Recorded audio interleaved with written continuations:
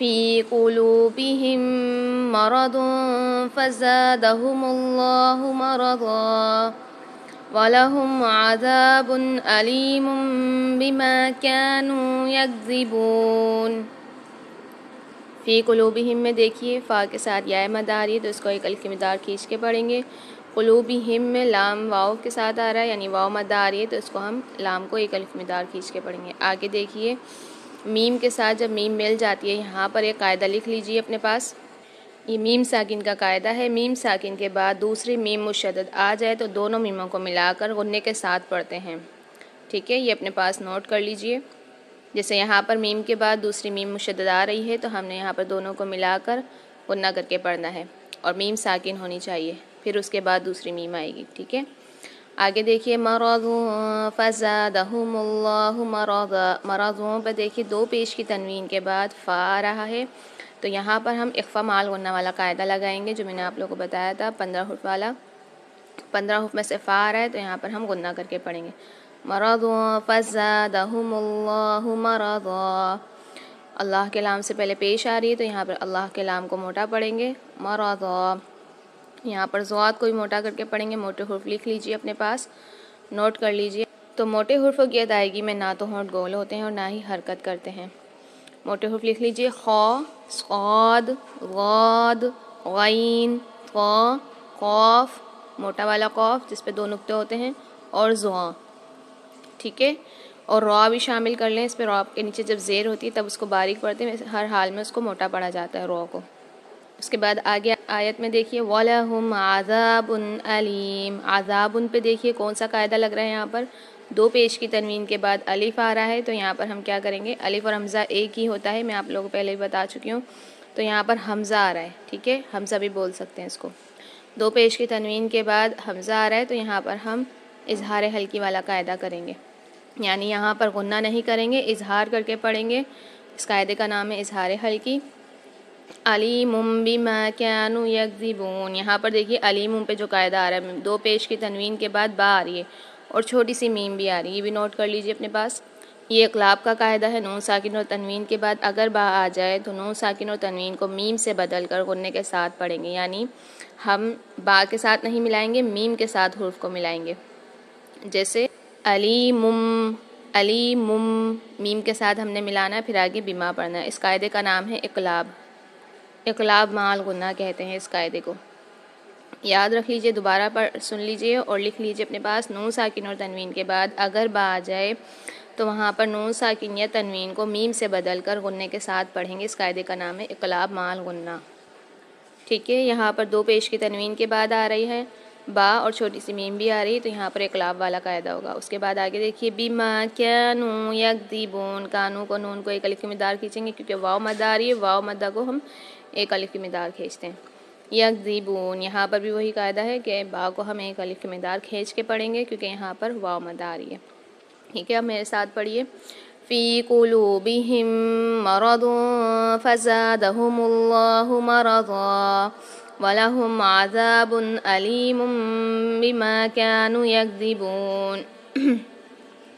فی قلوبہم مرض فزادہم اللہ مرضا وَلَهُمْ عَذَابٌ أَلِيمٌ بِمَا كَانُوا يَكْذِبُونَ۔ کانو کے کاف کو باریک پڑھنا ہے، یاد رکھیے گا یہ باریک حرفوں کا ہے کاف، ڈنڈی والا کاف۔ كانوا یکذبون، اس کا ترجمہ پڑھیں گے فی قلوبہم، ان کے دلوں میں مرض بیماری ہے، فزادہم تو زیادہ کر دیا انہیں اللہ نے مرضن بیماری میں، وَلَهُمْ اور ان کے لیے عذاب عذاب ہے، علیم المناک دردناک، بما بوجہ اس کے جو کانو تھے وہ یکذبون وہ جھوٹ بولتے۔ اب اس کی تفسیر کریں گے۔ فی قلوبہم مرض فزادہم اللہ مرضا وَلَهُمْ عذاب علیم بما كانوا یکذبون۔ فی قلوبہم مرض، مرض کا مفہوم، مرض کا لفظ قرآن پاک میں عموماً دو معنوں میں استعمال ہوا ہے، ایک کینہ اور حسد کے معنی میں، دوسرا نفاق کے معنی میں۔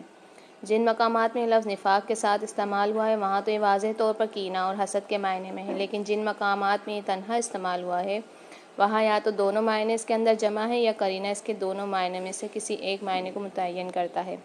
یہاں واضح قرینہ اس بات کے لیے موجود ہے کہ اس سے مراد حسد ہے، کیونکہ یہاں جس گروہ کا بیان ہے آگے چل کر واضح ہوگا کہ یہود ہی کے اندر کا ایک گروہ ہے، اور یہود کو نبی صلی اللہ علیہ وسلم اور آپ پر ایمان لانے والوں سے جو حسد تھا وہ معلوم اور مشہور ہے۔ قرآن پاک نے متعدد مقامات پر اس کا ذکر فرمایا ہے۔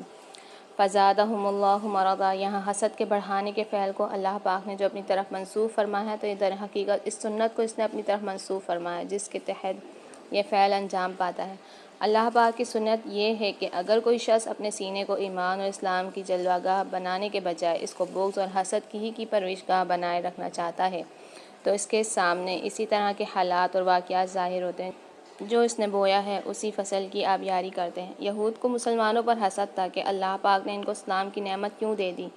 نتیجہ یہ نکلا کہ اسلام اور اس کی برکتوں کی روز افزا ترقی نے ان کے اس حسد کو اسباب میں اور زیادہ اضافہ کیا، اور یہ اضافہ برابر ہوتا ہی رہا، یہاں تک کہ اس چیز نے ان کو بالکل تباہ کر کے چھوڑا۔ لیکن سوال یہ ہے کہ منافقین یہ حرکت کیوں کرتے ہیں؟ نفاق اختیار کر کے وہ مومنین کو یہ دھوکہ کیوں دینا چاہتے ہیں؟ اس لیے کہ فی قلوبہم مرض، ان کے دلوں میں بیماری ہے، ان کے دلوں کو یہ روگ لگ گیا ہے، دماغوں پر یہ آفت آن پڑی ہے، اور یہ انہیں حق کی راہ مستقیم پر چلنے نہیں دیتی۔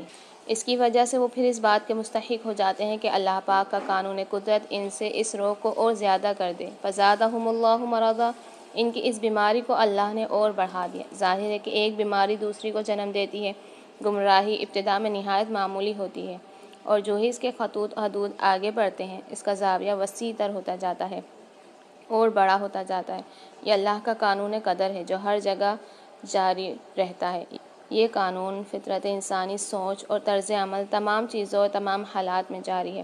وہ خود ایک معلوم اور معروف انجام کی طرف چلے جا رہے ہیں، وہ انجام جو ان سب لوگوں کے لیے مقدر ہے جو اللہ اور مومنین کو دھوکہ دینا چاہتے ہیں۔ وَلَهُمْ عَذَابٌ أَلِيمٌ بِمَا كَانُوا يَكْذِبُونَ، یہ جھوٹ بولتے ہیں اور اس کی پاداش میں ان کے لیے دردناک عذاب ہے۔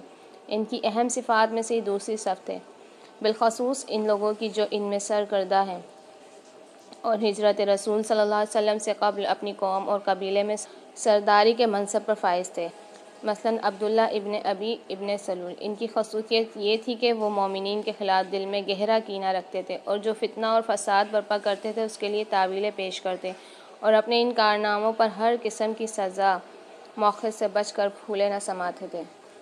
فی قلوبہم خبر مقدم ہے جس سے حصر پیدا ہوتا ہے، اس لیے ترجمہ ان کے دلوں ہی میں کیا گیا ہے۔ یہ اس سوال کا جواب ہے کہ یہ کیسے ہو سکتا ہے کہ کوئی شخص اللہ کو دھوکہ دے جو عالم الغیب ہے، اور مومنوں کو دھوکہ دے جن سے زیادہ فراست والا کوئی ہو نہیں سکتا، اور سمجھے کہ میں دھوکہ دینے میں کامیاب ہوں۔ فرمایا اس کی وجہ یہ ہے کہ ان کے دل ہی ایک ایسے مرض میں مبتلا ہیں جس نے انہیں خود فریبی کی آخری حد تک پہنچا دیا ہے۔ وہ مرض نفاق ہے جو کفر کو چھپانے کی کوشش کا نام ہے۔ اس بیماری سے بے شمار نفسیاتی بیماریاں مزید پیدا ہوتی ہیں اور بڑھتی چلی جاتی ہیں، مثلاً جھوٹ، خیانت، وعدہ خلافی، بدعہدی، بدزبانی، جنہیں رسول اللہ صلی اللہ علیہ وسلم نے منافق کی نشانیاں قرار دیا۔ اسی طرح فساد، خود پسندی، بے وقوفی، جن کا ذکر آئندہ آیات میں ہے، اور بہت سی دیگر بیماریاں مثلاً بزدلی، بخل، جہاد سے فرار وغیرہ، جن کا ذکر سورۃ توبہ اور دیگر صورتوں میں ہے۔ بما كانوا یکذبون، منافقین باطن میں کافر ہونے کی وجہ سے عذاب عظیم کے مستحق تھے، اب اسلام کے جھوٹے دعوے کی وجہ سے عذاب علیم یعنی دوہرے عذاب کے حقدار ٹھہرے۔